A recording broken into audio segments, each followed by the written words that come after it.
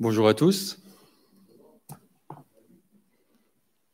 Il y a des gens réveillés quand même. Bizarre, parce que normal, ça ne fonctionne pas. Le titre en anglais dessous, alors je n'oserais pas le prononcer correctement, mais Weird because normal isn't working. De Craig Groeschel. Là aussi, c'est difficile à prononcer.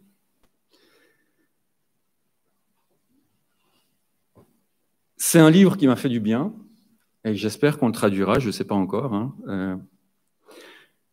Craig, dans son livre, il fait la démonstration au travers de 5 grands thèmes de la vie courante: l'argent, le temps, les relations, la sexualité, les valeurs, que même si les chrétiens ont l'air bizarres par rapport à la société, il est bien plus facile d'être bizarre en suivant les règles et les normes bibliques qu'en étant normal en suivant les règles du monde.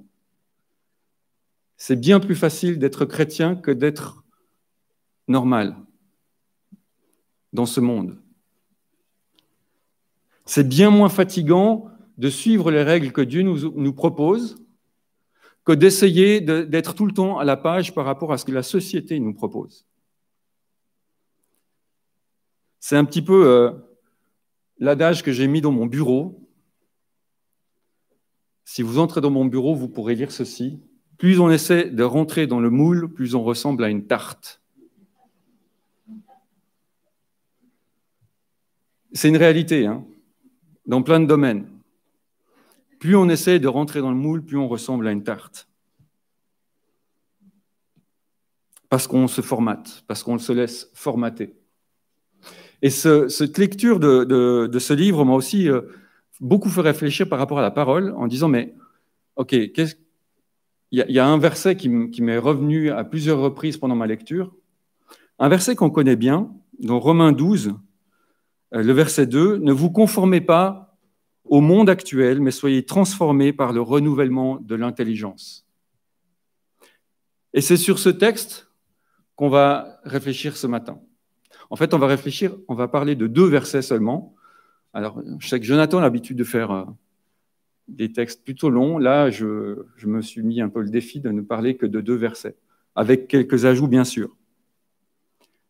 Je propose donc de lire ces 2 versets, Romains 12, 1 et 2.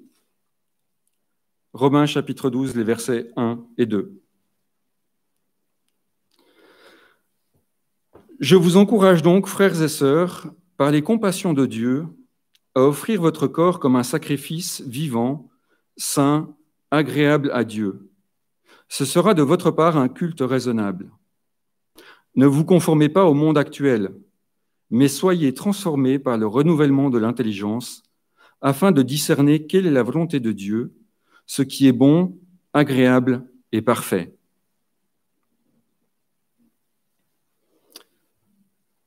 Paul est à Corinthe quand il écrit ce texte, quand il écrit l'Épître aux Romains. Il a à plusieurs reprises voulu aller à Rome, visiter les frères et sœurs, mais il n'a pas pu, il en a été empêché. Donc il leur écrit une lettre d'encouragement et d'exhortation.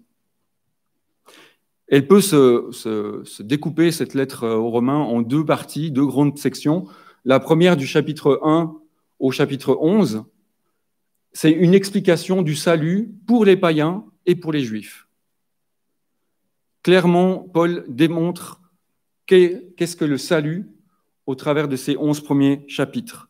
Et puis là, chapitre 12 jusqu'au chapitre 15, on est dans la 2e partie. C'est un peu la charnière, ces 2 versets qu'on vient de lire.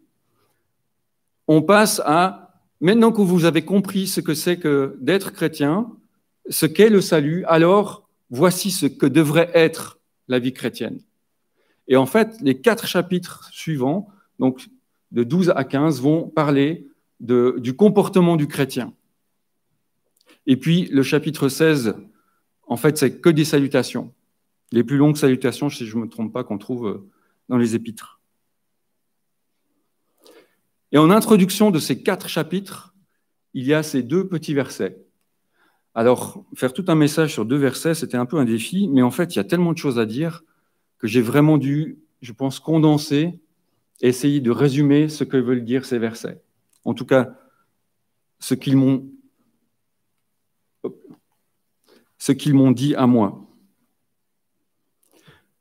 Je vous encourage donc, frères et sœurs, par les compassions de Dieu. Si vous avez une version un peu plus ancienne, la seconde 79 par exemple, le mot encourage, il est remplacé par exhorte. Je vous exhorte donc. Et personnellement, je trouve que c'est un mot un peu plus fort, un peu plus intense que juste le mot encourage. Dans cette première phrase, il y a aussi le mot donc. Et puis, il y a les compassions de Dieu. Alors, on va s'arrêter sur ces trois idées pendant quelques instants. D'abord, comme je l'ai dit, le mot exhorte. Et si on regarde, en fait, dans l'original, le mot exhorte est un peu plus proche du texte grec que le mot encourage.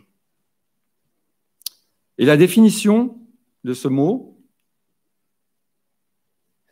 c'est tenter d'amener quelqu'un à quelque chose par des encouragements, par la persuasion, les prières.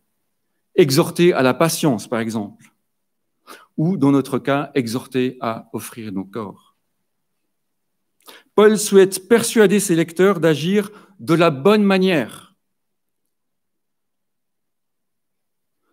Et cela en raison de ce qui est écrit dans les chapitres qui précèdent, avec ce petit mot « donc ».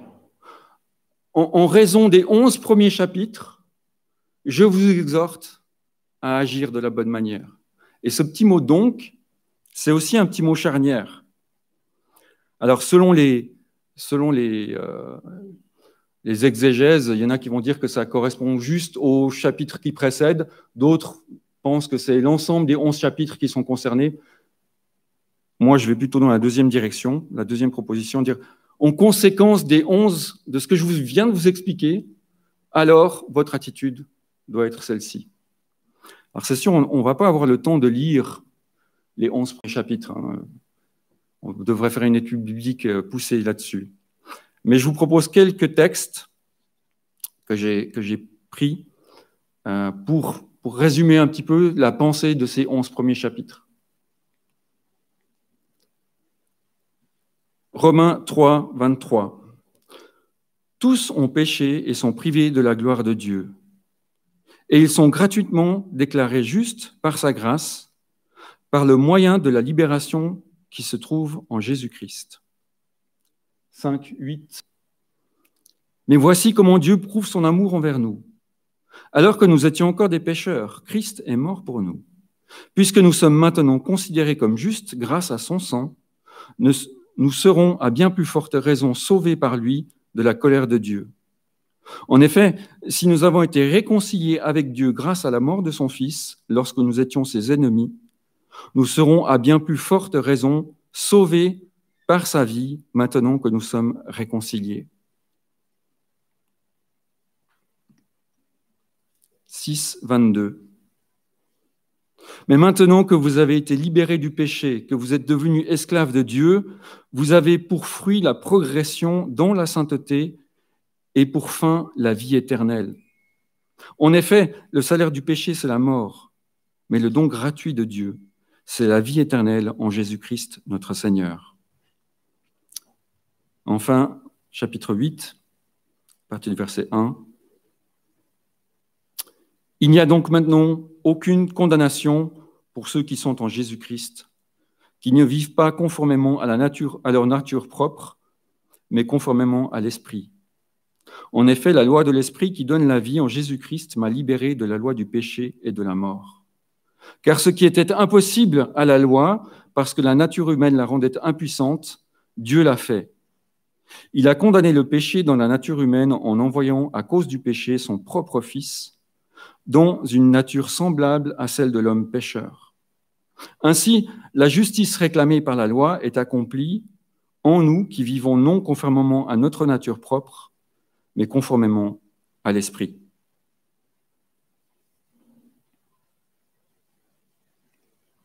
Est-ce qu'au travers de ces textes, on comprend le sens de l'œuvre de Dieu? Est-ce qu'au travers de ces textes, on découvre, on voit qu'est-ce que Paul entend quand il parle des compassions de Dieu. Je vous exhorte donc par les compassions de Dieu. On vient de les voir dans ce texte, dans ces textes. Quelle est la compassion de Dieu? Il a offert son Fils à notre place. Il a eu compassion de nous. C'est quelque chose d'extraordinaire. Il nous faudra toute une vie et même l'éternité pour le comprendre, si tant est qu'on arrive à le comprendre. Ça nous dépasse. Ça nous dépasse. Et à cause de cela, nous sommes invités à offrir nos corps en sacrifice. Un sacrifice vivant, saint, agréable à Dieu. À cause de cela, à cause de tout ce que Dieu a fait pour nous, on est invité à offrir nos corps. Et là encore, c'est assez particulier parce que qu'est-ce que ça veut dire offrir nos corps en sacrifice aujourd'hui, à notre époque? C'est difficile d'appréhender cette notion. Avec Nathalie, on a vécu dans un pays animiste où on fait encore des sacrifices aux esprits. Ils sacrifient des animaux régulièrement pour avoir la paix avec les esprits ou pour guérir une maladie ou pour des tas de choses. On n'a jamais vu directement, mais on a senti l'esprit que ça met dans le village. Quand vous rentrez dans un village et qu'il y a le poteau des sacrifices au milieu du village, c'est une sensation un peu étrange. Quand il y a une maison au centre-village, qui est un peu la maison villageoise, hein, où ils font les réunions, et dans la maison, il y a des crânes de bœufs qui sont suspendus. C'est des crânes des bœufs qui ont été sacrifiés pour la paix du village. C'est assez parlant comme... Et puis à l'époque, quand Paul écrit, pour les Romains, pour les lecteurs, ben, ça a du sens. Parce que pour eux aussi, la notion de sacrifice, elle était claire. Puisque dans toutes les religions des dieux de l'époque, il fallait faire des sacrifices pour avoir certains bénéfices, pour gagner ceci ou cela, la faveur des dieux, pour avoir... Et toute la vie tournait autour de cela.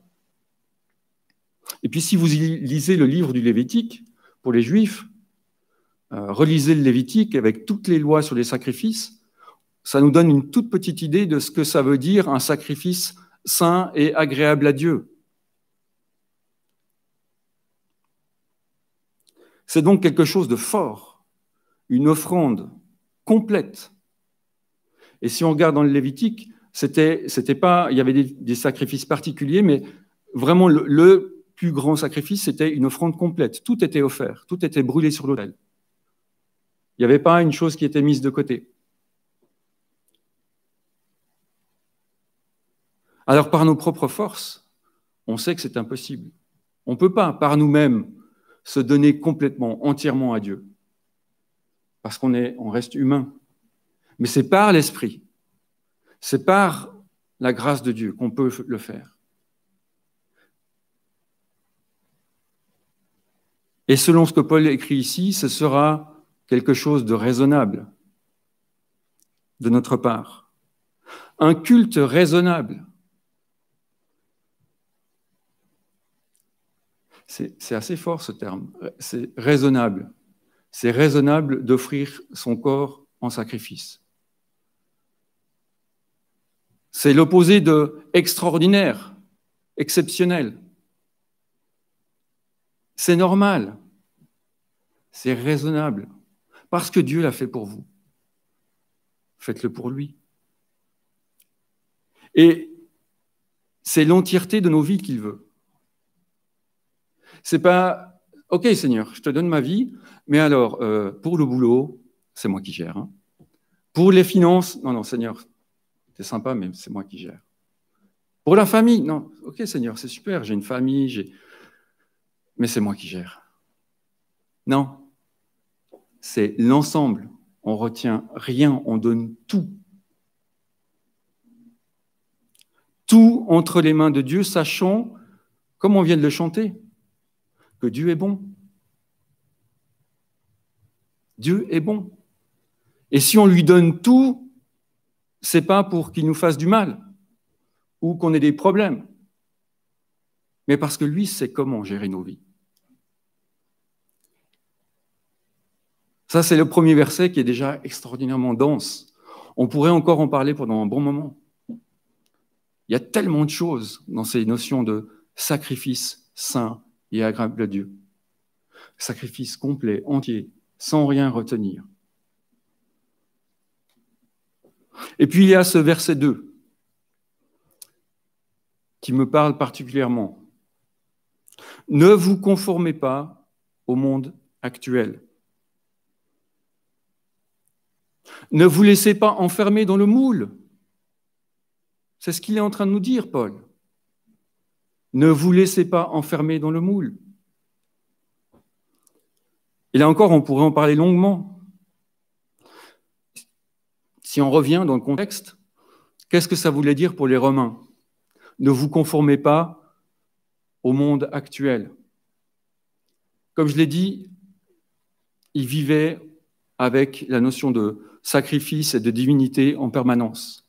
Donc quelqu'un qui devenait chrétien, il s'exposait, puisque dans n'importe quelle corporation, n'importe quel métier, il fallait faire des offrandes à tel ou tel dieu, qui était le saint patron de mon métier. Si j'étais ébéniste, il fallait que je fasse des sacrifices au dieu des ébénistes.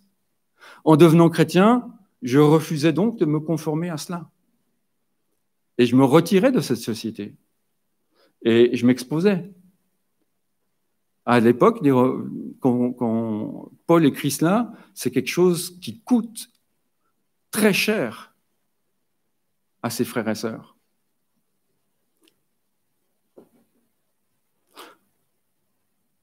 Quand j'étais pasteur à Bonneville, donc en Haute-Savoie, quelques kilomètres d'ici, une de nos premières converties était d'origine vietnamienne.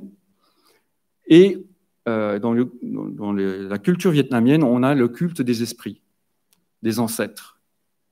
Il faut honorer l'esprit des ancêtres. Donc, on fait des offrandes d'encens, de riz, de choses comme ça, régulièrement aux ancêtres.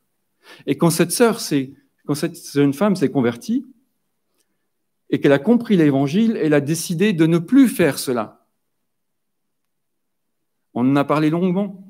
C'était une sacrée décision pour elle.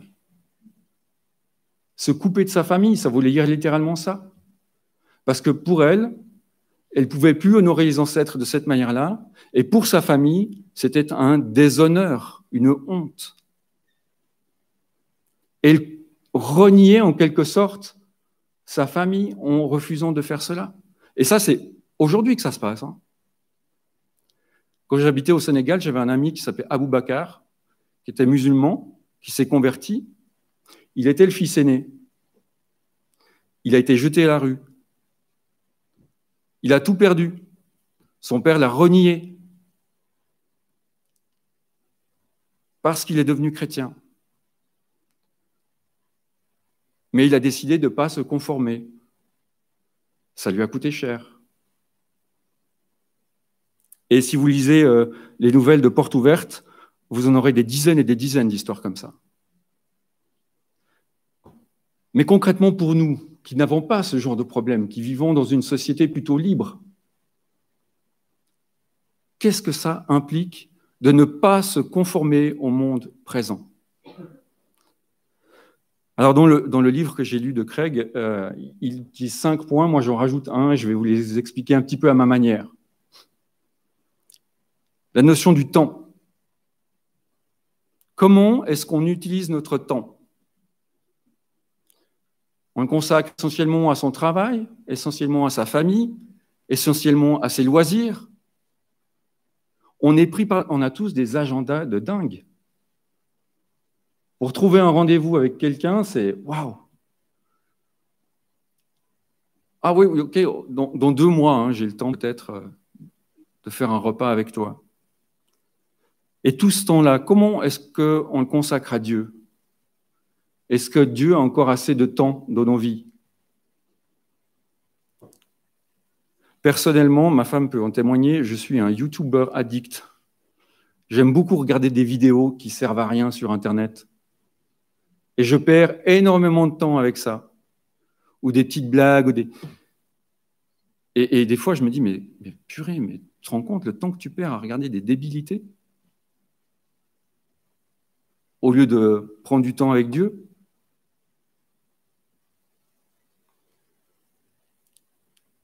L'argent. Comment est-ce qu'on gère notre argent? Alors, je ne vais pas vous donner un cours là-dessus, hein, mais quelles sont nos priorités? Est-ce que l'argent, c'est quelque chose d'essentiel dans ma vie? Est-ce que c'est un besoin de gagner plus, de trouver un meilleur job pour gagner encore plus? Un bon salaire, une belle carrière, une bonne situation pour être dans la norme? Parce que c'est ça la norme aujourd'hui.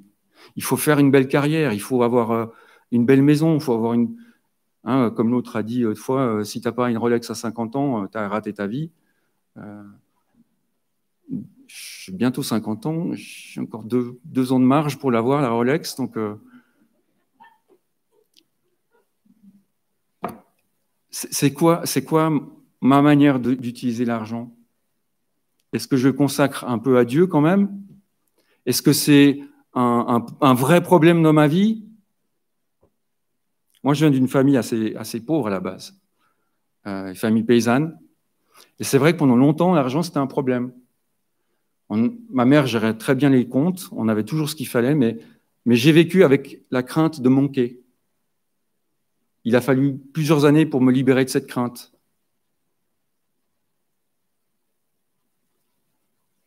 Quelle place a l'argent dans ta vie? Quelle place a la sexualité dans ta vie?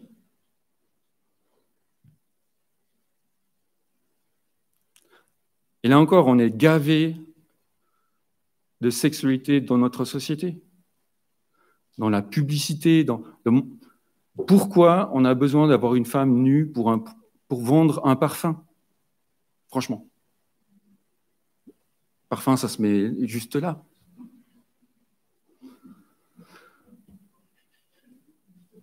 Et on est gavé en permanence de ces choses-là. Et puis avoir une aventure, c'est pas si grave. C'est pas si grave, regarde. Enfin, il faut un peu mettre du piment dans la vie.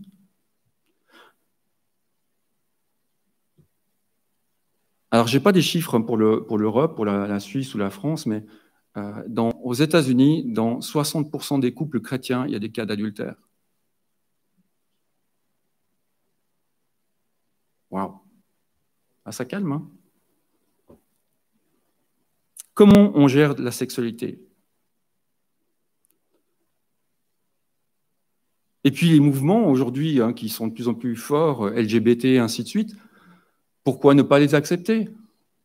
En fait, voilà, ils ont le droit de vivre leur vie. Ah, c'est clair, je ne porte aucun jugement de valeur sur ce que je dis maintenant.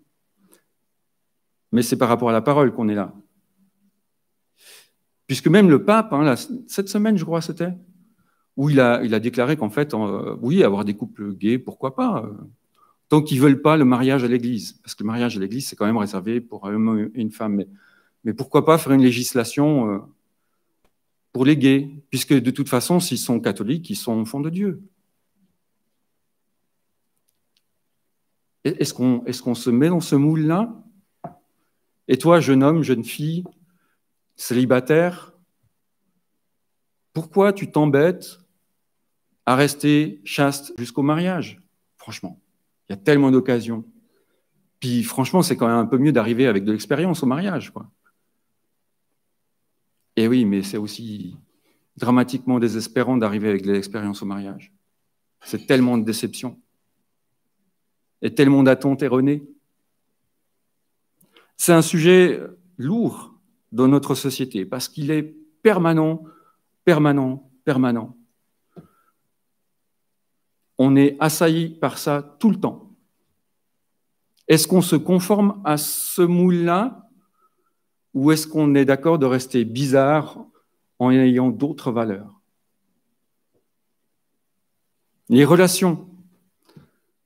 Quelle est la qualité de mes relations? Avec qui je passe mon temps?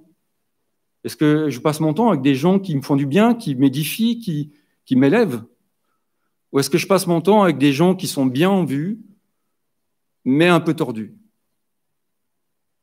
qui n'ont pas tout à fait une bonne éthique, une bonne morale, ce serait compliqué. Au collège, il y a toujours la star du collège, qui est aussi celui qui, en général, critique le plus ou rejette le plus les autres, rabaisse les autres. Est-ce que je passe mon temps avec cette personne-là, même si de l'autre côté, je sais que c'est une personne qui n'est pas très bonne?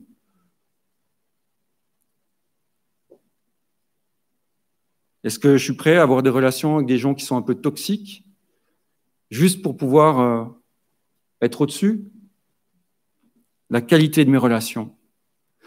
Ça va avec la notion des valeurs. Quelles sont mes valeurs éthiques, morales, aujourd'hui? Est-ce que je suis prêt à faire des tout petits mensonges au travail, juste parce que comme ça ira mieux pour moi? Vous connaissez le coup de la secrétaire où le patron il dit voilà, je ne suis pas dérangeable, je ne suis pas là. Il est dans son bureau. Le téléphone sonne. Oui, non, le patron m'a dit de dire qu'il n'était pas là. Est-ce que je dis vraiment il n'est pas là ou est-ce que non, mais en fait, il est là, mais il n'est pas dérangeable? La famille. Comme je l'ai dit, le divorce, c'est un vrai problème. Dans notre société, le divorce est devenu la norme. À l'époque, ma mère, il y a plus de 50 ans, quand elle s'est mariée, elle était divorcée. Et le pasteur a refusé de faire le mariage parce qu'elle était divorcée. Et c'était un pasteur protestant. Il a dit non, mais vous êtes une femme divorcée, c'est exclu, vous n'allez pas à l'église pour vous marier. Mais aujourd'hui, mais quoi? Tes parents ne sont pas divorcés? Et qu'est-ce qui t'arrive? Famille recomposée, complexe. Et puis en même temps, on vit un paradoxe parce que la famille, elle est au centre dans plein de choses.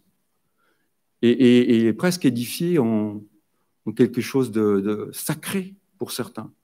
La famille devient intouchable. La famille au centre, Dieu après.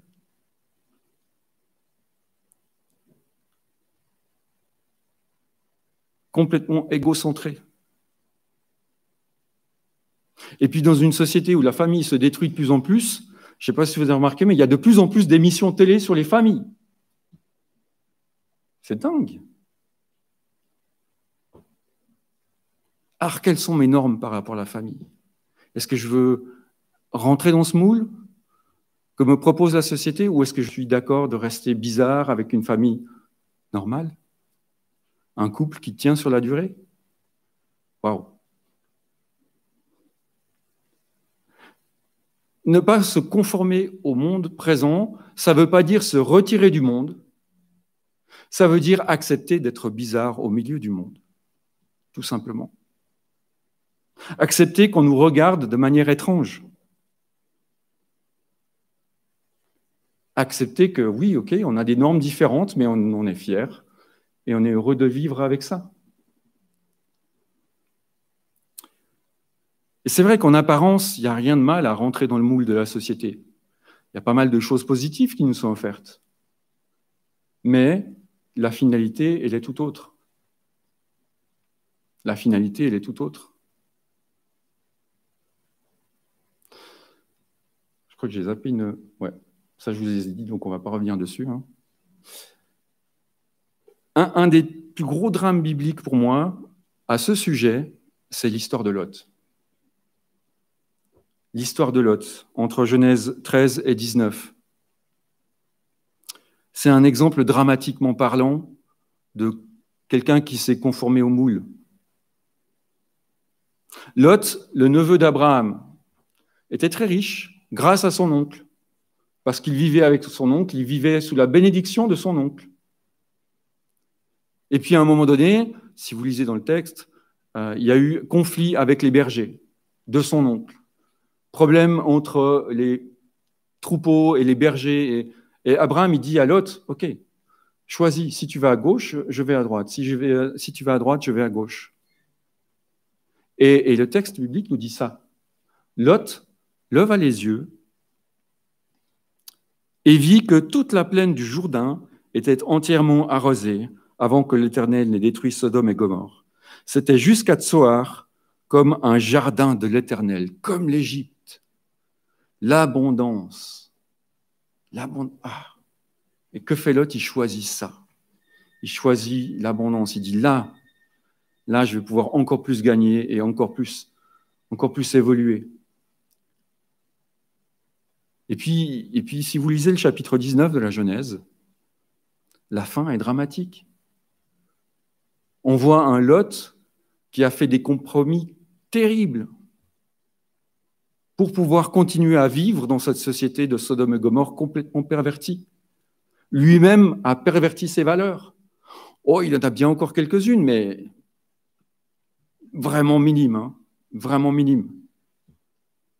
Et puis, il va perdre tout. Il va tout perdre, Lot. Il va perdre sa femme. Et puis, encore pire que ça, il va coucher avec ses filles. Et sa descendance, ce sera une descendance issue d'un inceste, de 2 incestes en fait, et qui va produire des peuples ennemis d'Israël. C'est dramatique cette histoire. Mais Lot, il s'est laissé un petit peu avoir par la convoitise des yeux, en disant « Ah, quand même, c'est sympa ça, c'est bon pour moi. C'est bon pour moi. » Mais soyez transformés par le renouvellement de l'intelligence afin de discerner quelle est la volonté de Dieu, ce qui est bon, agréable et parfait. Ça, c'est la solution pour éviter de se conformer au monde présent. Être transformé par le renouvellement de l'intelligence. Qu'est-ce que ça veut dire concrètement? Déjà, il y a une notion dynamique. Soyez transformés, c'est quelque chose de dynamique. C'est quelque chose de continu. Et si on prend dans le grec, je ne suis pas un spécialiste du grec, mais j'ai lu des commentaires bibliques à ce sujet, entre autres Brad Dixon, le grec, en fait, dans le grec, c'est un ton continu. Le mot « soyez transformés », ça veut vraiment dire une action continue. Et c'est un grec, si j'ai bien compris, passif, c'est-à-dire que c'est quelque chose, selon les théologiens, qui ne vient pas de nous. On doit être continuellement transformé, mais pas par nous-mêmes. C'est l'action de l'esprit. Parce que par nous-mêmes, on a de la peine à être transformé. On ne peut pas. Mais soyez transformés par le renouvellement de l'intelligence, c'est accepter d'être moulé par Dieu. Dans le sens grec du terme, ça veut dire ça. Accepter d'être moulé par Dieu. C'est lui qui refait le moule. Le bon moule, cette fois-ci. Ça relève donc d'un processus permanent, d'une remise en question régulière. Parce qu'aujourd'hui, il y a tellement de dangers, on a fait quelques points là, mais et pas seulement dans le monde, mais dans les milieux chrétiens. Parfois, je me dis qu'il y a plus de dangers dans certains milieux chrétiens que dans le monde. Parce qu'on peut facilement se laisser tenter par quantité de doctrines, bénédiction de Toronto, guérison à tout prix, maintenant c'est Bethel Church à fond, et qu'est-ce que ça sera le prochain? Et je ne sais pas si vous avez remarqué, mais dans tous ces mouvements, le centre, c'est l'homme, ce n'est pas Dieu. C'est jamais Dieu qui est au centre. C'est la bénédiction pour moi, c'est l'argent pour moi, c'est la guérison pour moi. Mais qu'est-ce que ça rapporte à Dieu? Je ne sais pas. Alors, pour être très concret, je vous propose quelques pistes. Premièrement, c'est avoir un regard critique sur nos choix de vie, sur notre vie. S'analyser de temps en temps en se disant, OK, est-ce que mes décisions dans tel ou tel domaine sont vraiment à la gloire de Dieu? Est-ce que mon choix là, il va honorer Dieu ou pas? Au niveau du travail, au niveau de ma vie de famille, par quoi est-ce que mon cœur est le plus attiré? Là où est ton trésor, là aussi sera ton cœur, nous dit la parole.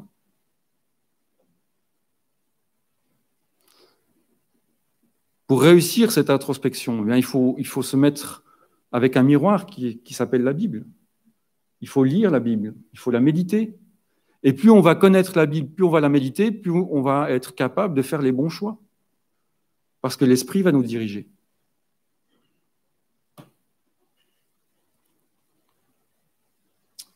Avoir un esprit béréen. Alors ceux qui me connaissent, je le sors souvent ça. Avoir l'esprit béréen, c'est avoir l'attitude de ses frères et sœurs à Bérée. Acte 17. Aussitôt les frères firent partir de nuit Paul et Silas pour Bérée. Dès leur arrivée, ils entrèrent dans la synagogue des Juifs. Ces derniers avaient des sentiments plus nobles que ceux de Thessalonique. Ils accueillirent la parole avec beaucoup d'empressement et ils examinaient chaque jour les Écritures pour voir si ce qu'on leur disait était exact. C'est ça l'esprit béréen. Vous avez le droit de remettre en question ce que je suis en train de vous dire aujourd'hui. Il ne faut pas juste m'écouter. Il faut réfléchir. Il faut regarder dans la parole si ce que je dis est juste. Quand je lis un livre de théologie, même si à mon niveau je suis nul en théologie, j'ai le droit de remettre en question ce que la personne a écrit parce que c'est juste un homme et c'est une vision de la parole. Avec de l'humilité, bien sûr. Mais ça veut dire ne pas tout gober.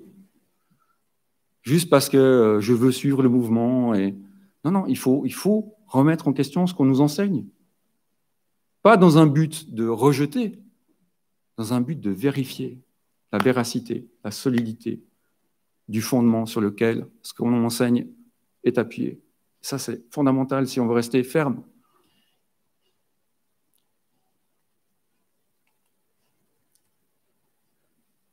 Et une dernière chose, c'est s'édifier les uns les autres. Pourquoi c'est important de se retrouver? Pourquoi c'est important d'avoir des groupes de maison? Parce qu'on s'édifie les uns les autres, on se confronte les uns aux autres, on confronte nos idées les unes aux autres, on prie les uns pour les autres.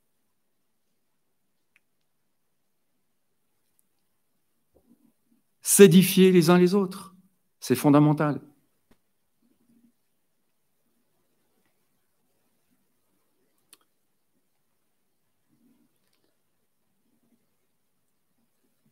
Et il y a un avertissement solennel dans le Deutéronome.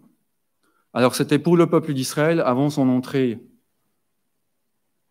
dans le pays promis. Mais je pense qu'il nous parle encore aujourd'hui, ces versets. J'en prends aujourd'hui à témoin contre vous le ciel et la terre.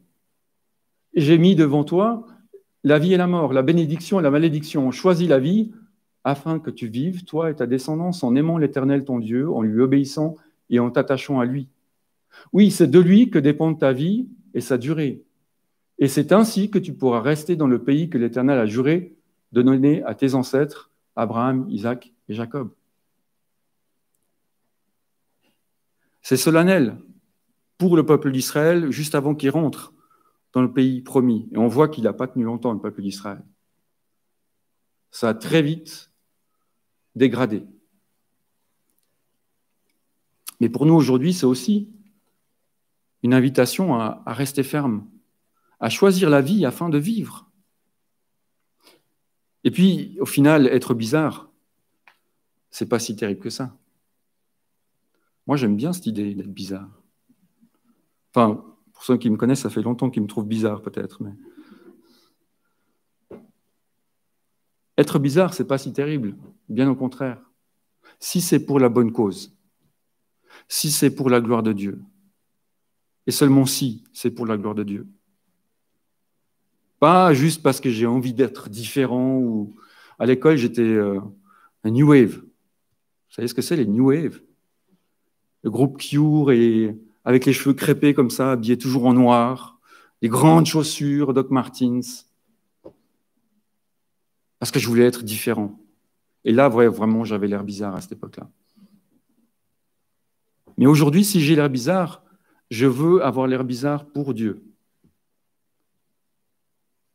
Et en plus, le bonus, c'est que c'est beaucoup plus facile d'être bizarre en étant chrétien, en suivant les normes de la Bible, qu'en essayant à tout prix de se fondre dans la masse du monde. Ça coûte cher aujourd'hui d'avoir une belle voiture, d'avoir une super maison, de paraître. Ça coûte super cher. C'est un effort permanent pour être dans la norme. C'est compliqué. Alors qu'être chrétien, c'est simple. Il suffit de suivre la parole de Dieu. La norme, elle est là. Elle est pour notre bien. Et il n'y a pas de contrainte. C'est beaucoup plus facile d'être bizarre en étant chrétien que de vivre dans